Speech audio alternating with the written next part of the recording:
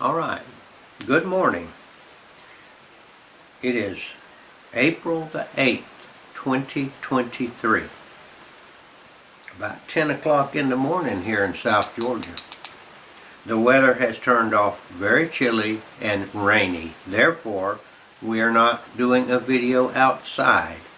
I am in here in my plush, fancy office with my big bookshelf behind me full of thousands of research volumes. Really, this is my only research volume right here. This is what I use right here. All right. What I want to talk about this morning, I want to, in my capacity as a follower of Yeshua the Messiah, Jesus Christ, I've been ordered to search for the lost sheep and to feed the sheep. This morning, I am going to primarily be trying to feed the sheep. That is, those that already believe.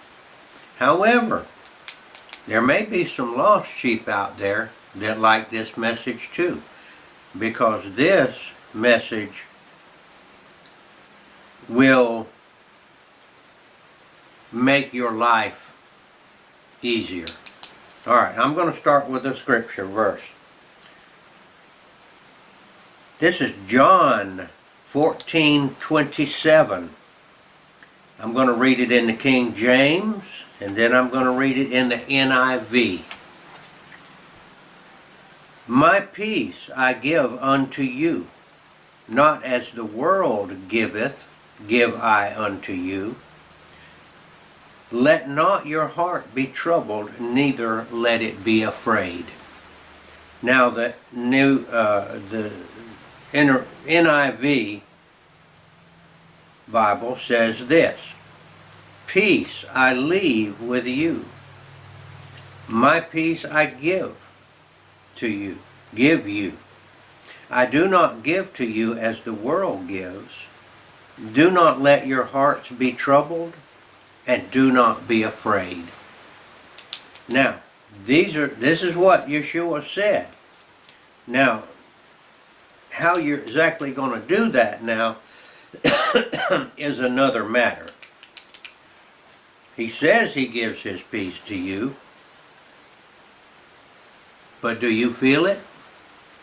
Are you afraid? Do you have perfect peace? Would you like more peace? Well, I know I would. I have to struggle with this all the time. I have a lot more peace than I used to have. This is a process, okay? All right, let me go back now a little bit. I'm going to tell you how you can. I can't tell you how to get the peace because he promised he already gave it to you. My peace I give to you. That's you that believe in him. Now, whether you avail yourself of that peace now is another matter.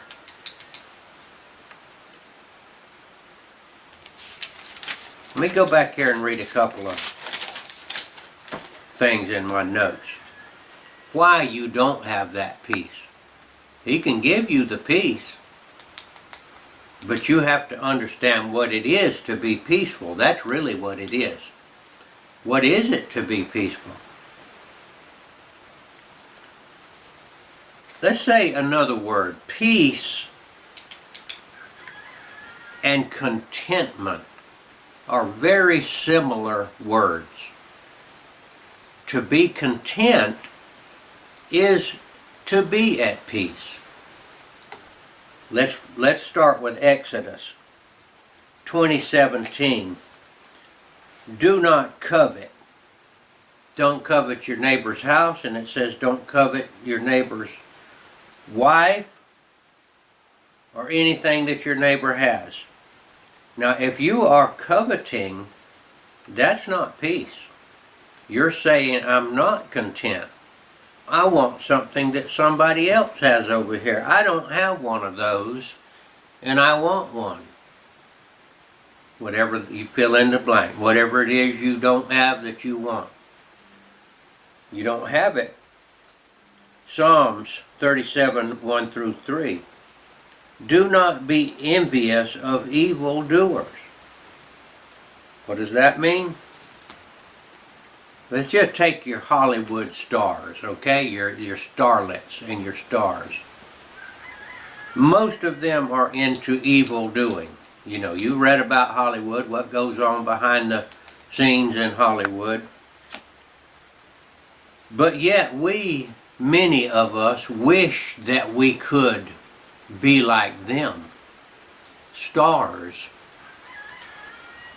doted on by the masses, able to dress in the finest clothing, have every sort of material blessing.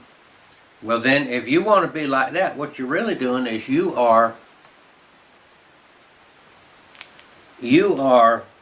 envious of evildoers. Do you want to be like them?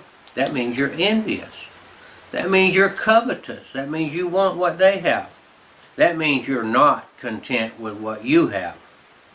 All right, let's go to Proverbs. Do not envy sinners, but fear the Lord all day long. I'm going to change this. Fear the Lord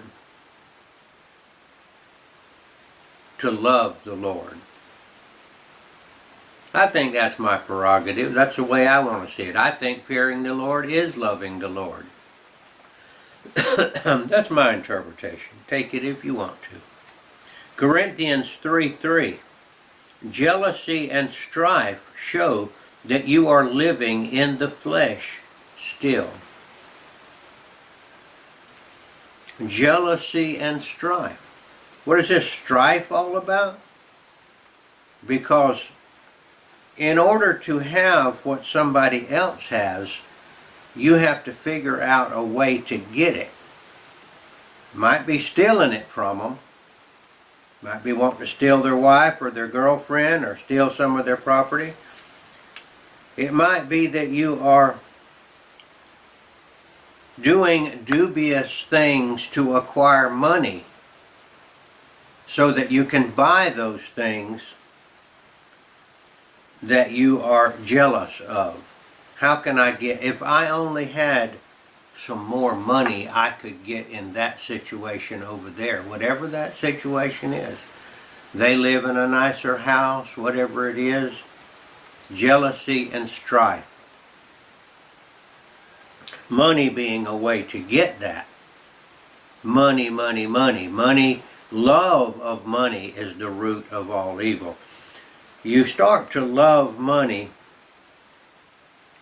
when you want to use that money to do something that you really shouldn't be doing. Ecclesiastes. All toil and all skill in work come from a man's envy of his neighbor. So he's essentially saying there that people try to figure out all kind of skillful ways, basically to make money, because they are envious of their neighbor. They're not content. Contentment.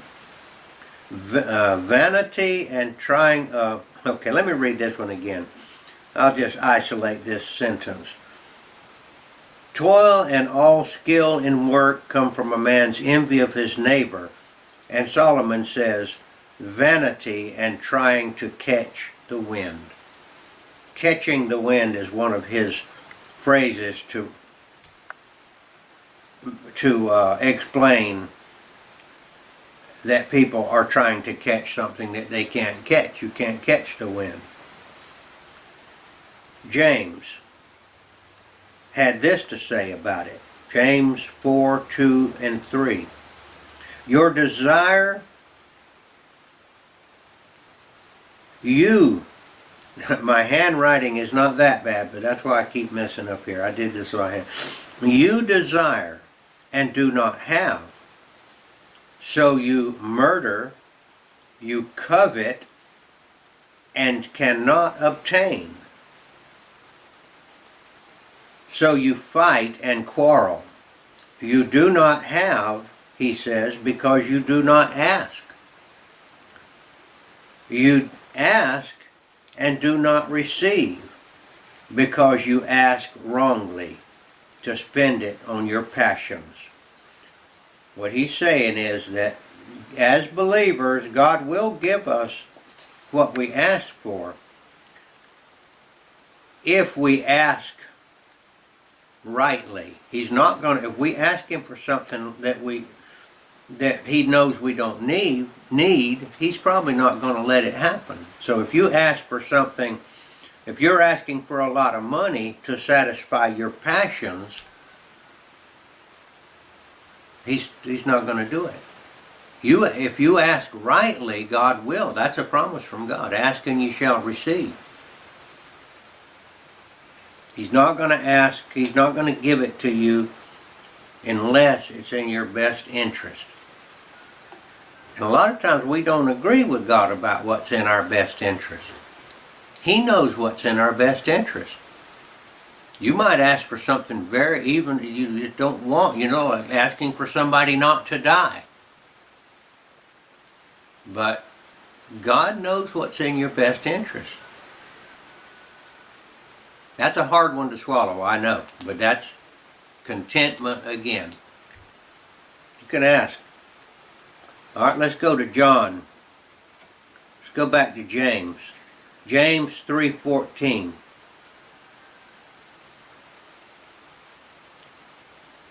Bitter jealousies in your heart.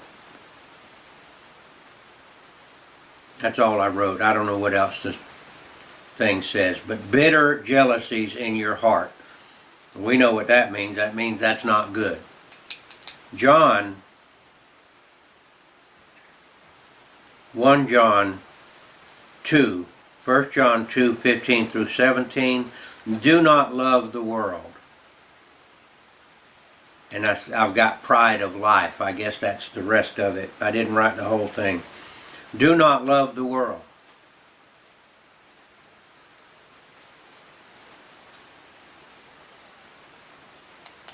All right, now let's go back to, this is my own way of summing this up. When Jesus said, my peace I give to you, I'm saying the key to peace, I'm going to tell how you're going to get this contentment. Now everything I'm telling you is things that I've been through and I understand them, and I have to sometimes go back and remind myself. But the key to peace is contentment. If you're content, you're going to be at peace. And I've got another little saying that I use. Everything is as it should be. Now if you're satisfied that everything is as it should be, then there's not going to be any reason not to be peaceful and content. Now sometimes when I'm struggling late at night, wrestling with God, I have to remind myself, everything is as it should be. I might not like it, but God is in control. God is love, and He knows what you need. And then you can just say, okay, everything is as it should be. That means everything. Everything's a mighty big word. Everything is as it should be. That's bad things and good things. There's reasons that God lets bad things happen to good people. He knows what He's doing. He's sculpting us. This is something I kind of borrowed from C.S. Lewis. Well, I didn't kind of borrow it, I borrowed it. C.S. Lewis envisioned that we're a block of stone, and that the sculptor is whacking away at that and breaking pieces off of that stone, making us into a beautiful statue. Well, those blows from the hammer and the chisel are hurting. They hurt. Some of them are big chunks that get knocked off. They hurt a lot. Those are the ones that you don't like at all. I don't like them, but every time we get closer and closer. Every blow of the hammer, we get closer and closer to the image that God is trying to make of us. Everything is as it should be. That blow he just whacked us with is as it should be.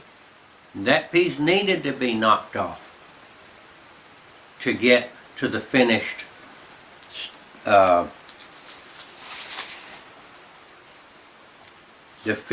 sculpture. To be content is not to be envious.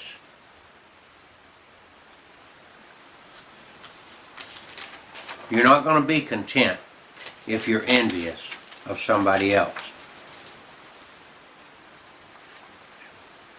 That means be content with the things that you have. That doesn't mean that you shouldn't try to improve your situation at all.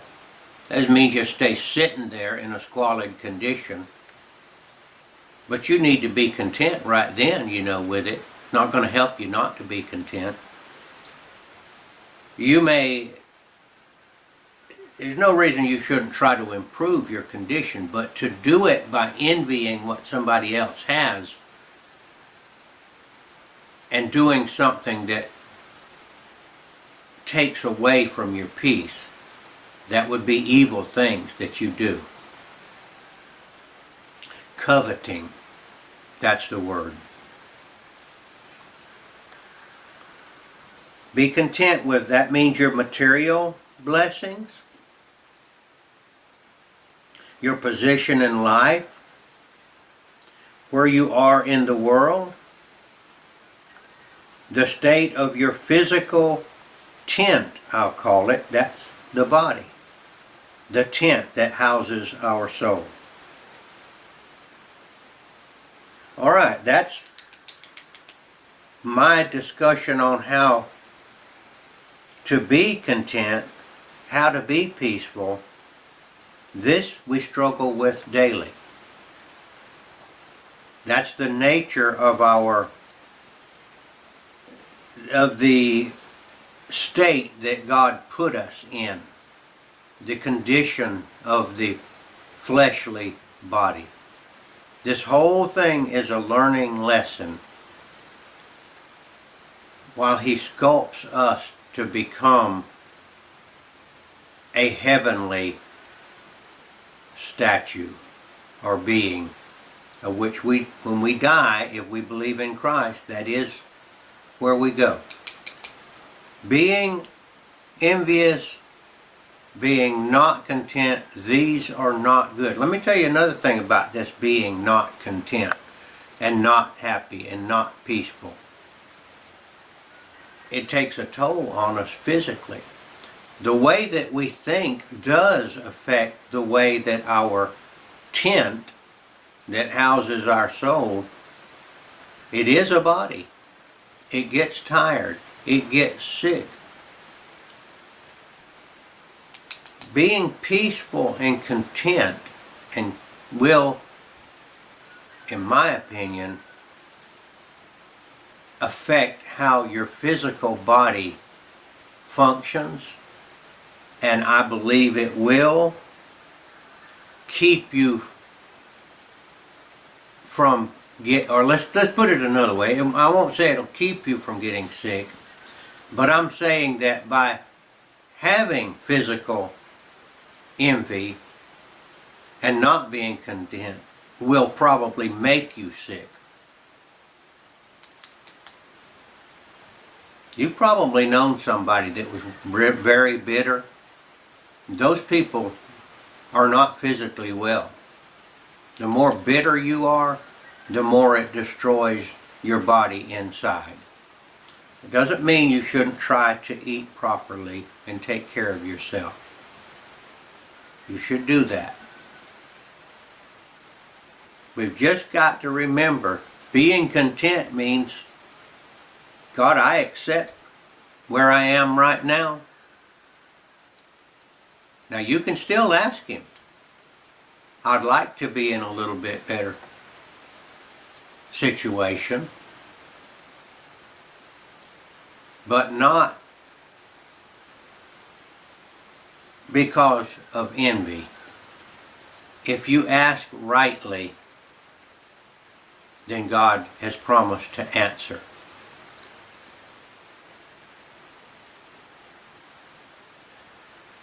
This is the end of my rambling presentation, which at this moment it seemed to me was very inarticulate and rambling.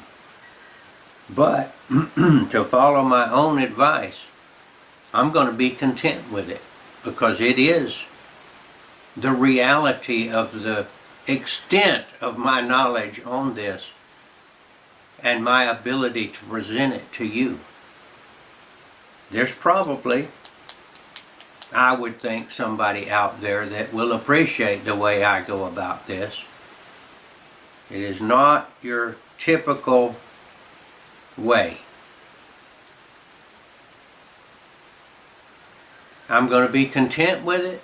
I'm going to put it up on YouTube, and I'm going to be peaceful about it, even though no matter what it seems to be, I have a feeling that these words will